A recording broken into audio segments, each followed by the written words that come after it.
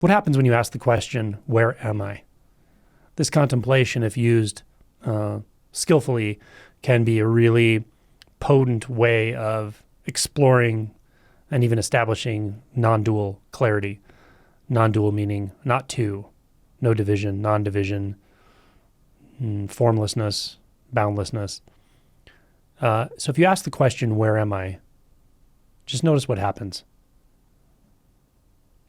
Now, for many people, what happens is the thoughts appear saying, well, I know where I am. That's a dumb question. I'm in my room. I'm in my house, in my car.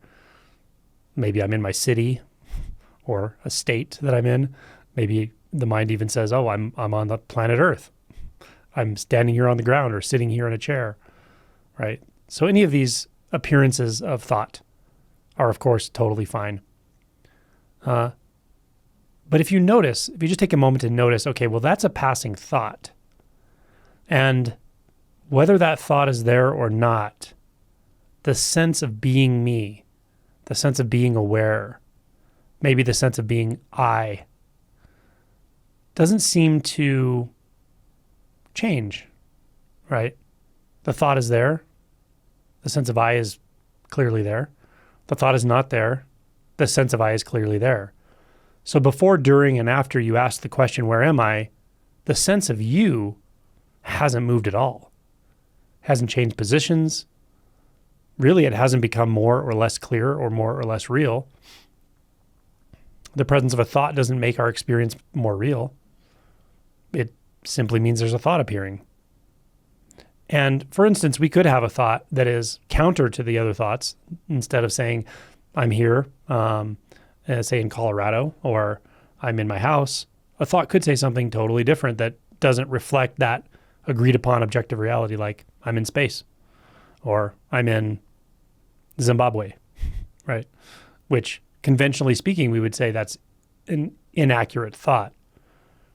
And so then we can notice, well, whether those thoughts that seem to give us the answer to where we are, or the thought that seems to give an inaccurate answer of where we are, regardless of which one of those appeared, it doesn't change my experience of me. It doesn't change my experience of I, or the experience of who and where I am. So when we notice this interesting discrepancy such that even though thoughts seem to answer the question, they really only answer it in the context of thoughts. They only answer it to their own satisfaction, let's say. And again, the thought could say anything. It could be something absurd, and it doesn't really change our experience of me, of I, right? Of just being merely alert right now, merely awake, merely conscious. That's not altered in the least by that thought. So then it really begs the question, does that thought actually reference what you are? Clearly it doesn't, because those thoughts could be something totally different, off the wall, and it doesn't actually change anything about what you are. It doesn't say anything about it. Doesn't say anything true or false about it. It's just not of that same experience, right? The experience of being awake, being conscious, does not require thought at all. Just notice this. And this is a really, really important instinct to establish. The instinct that I am, the experience of I am, the experience of the self, that doesn't require any thought to confirm it, of any kind. And moreover, it's not altered or changed by any thought appearing at all in any way.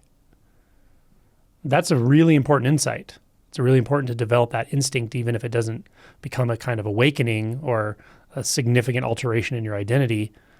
The instinct that is valuable, is important, is really critical with this kind of contemplation. So now we're sort of relegated to, if we're following this process, we're following this inquiry, and of course you can do it on your own. You don't need to watch the video as you do this, or you can repeat it. But if we're following this, we're sort of relegated to recognizing, okay, well, whatever I am, and I won't make any conclusions about that because the conclusions will be thoughts, and those thoughts will be, again, subject to being wrong, subject to coming and going. Whatever I am isn't subject to any of that, obviously. So we're relegated to actually pondering or recognizing or feeling into or settling back into what it is we actually are, which is something like the awareness that we are, something like the mere awareness, the mere being, the mere knowingness without any structured thought. I might just call it consciousness. So once we recognize that this mere consciousness is available, and I don't mean we have to make a thought about I am consciousness, because again, that's just another thought. But rather, we're able to actually rest in that consciousness knowingly. It's a calm abiding. It's a very simple place. Simple, uninteresting in a certain way, uninteresting from the standpoint of thought, but instinctually it feels not uninteresting. It feels very much like an aha moment when it really comes forward. So from here, from this standpoint of this I am sense, or this experience of consciousness that is not defined by thoughts or even self-reflection, it's just this pure sense of self, let's say. From that standpoint, we can ask the question again, where am I? This becomes far more interesting. Again, if that question now puts you into thoughts or puts you into your mind, you kind of have to go back to step one, because I'm not going to address that part anymore. What I'm going to do is address the more subtle, but more profound, instinctual exploration of your immediate experience, which is through the lens of consciousness, through the lens of being merely conscious. So if we ask the question, where am I now? Very interesting, right? What does it feel like? You might feel like I'm everywhere. You might have a sense of expansion that has no boundaries. It might have a sense of a center, right? But if we notice a sense of a center, we could ask, is that center a thought? Or is a component of that experience a thought? And if we notice it is, we can set the thought aside just as we set the other sort of demographic thoughts aside and just feel into that and go, whoa, okay, maybe there isn't so much of a center. But the sense of I is clear. The sense of being is clear. The sense of wakeness is clear. Sense of awakeness, is clear. So you rest there. And then the question, where am I, almost dissolves into that experience itself. It dissolves into the beingness. Almost as if the question of where stops making sense. Because in a way, anywhere you are, there you are. Anywhere you are, that is you. Anywhere that is what you are, right? It is the knowingness that can have a location thought, but doesn't require a location thought. So do you see how this is a way of settling back into this experience of I am, or this experience of pure being, without trying to move away from it? And yet we can be carried more deeply into it. Where am I? Where am I can become an attunement to just remind us of this mere existence fact, this mere being fact, this mere awareness fact. A fact that is not a thought fact, a fact that is not unprovable or disprovable because it's self-validating.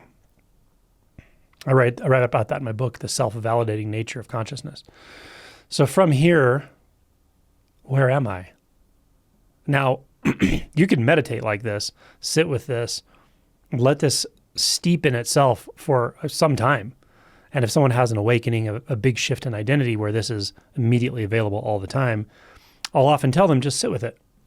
Don't try to do anything specific with it. Just sit in what is realized and let it clarify itself naturally without any thinking. And you'll get that. That'll make sense. And experientially will be accessible. And at some point, you'll become even more curious about the sense of consciousness itself seems to confront or contact the sense of space or the sense of objects in space, like what looks like a tree or looks like a picture on the wall.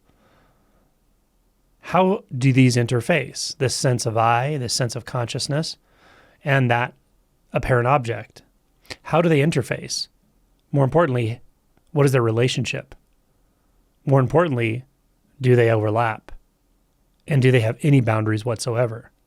So now where am I becomes a very curious sort of question in that the I part of where am I may stop making so much sense.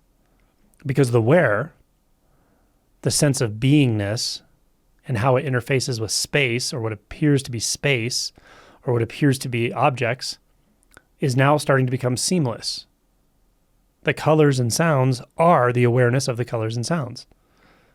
The one that is conscious of the sound, the one that is conscious of the sensations in the body, is none other than the sound and is none other than the sensations of the body. So the consciousness or the sense of I is the sensation. They are not two. That's really fascinating. So as we contemplate that, it's just where. Or even no question, or no formed question, just this beautiful, pure curiosity, noticing that what seems like an awareness or seems like a consciousness standing on its own as I is none other than the sensations that it's experiencing. It is none other than the sounds that it's experiencing. And there's nothing outside of this. Nothing. There's nothing outside of this. There's no outside. And then when we ask the question where, it becomes very, very curious, like, what is required to even believe in where? An inside and an outside, a near and a far, and importantly, a subject, which is me, which is always the subject, and the object, which is anything else. If we see that those relationships themselves can't actually be found, then where becomes a very intimate experience and a very paradoxical experience in that it's indefinable. It's not that there's nothing out there and nothing in here. There's no dichotomy between out there and here anymore. That just doesn't exist. So it's also sort of different than saying there's no space.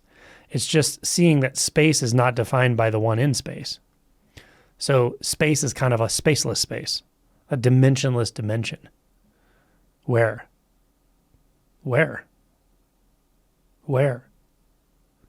Keep exploring. Keep exploring the nuances of this.